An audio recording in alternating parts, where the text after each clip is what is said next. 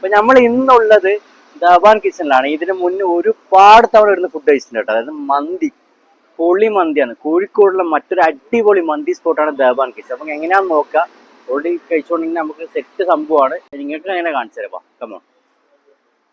must